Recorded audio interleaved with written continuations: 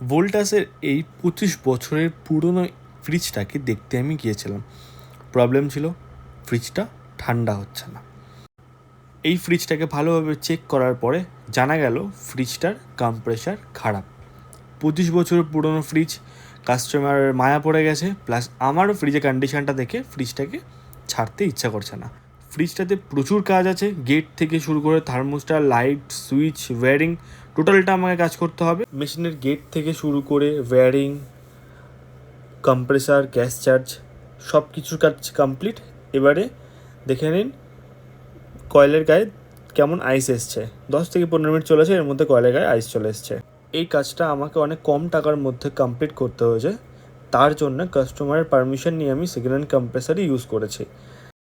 নিজের বয়সের থেকেও বেশি পুরনো ফ্রিজটাতে কাজ করতে পেরে আমি খুব খুশি, এবং কাস্টমারকেও ধন্যবাদ এই ফ্রিজটাকে আমার কাজ করার সুযোগ করে দেওয়ার জন্যে। Thank you so much.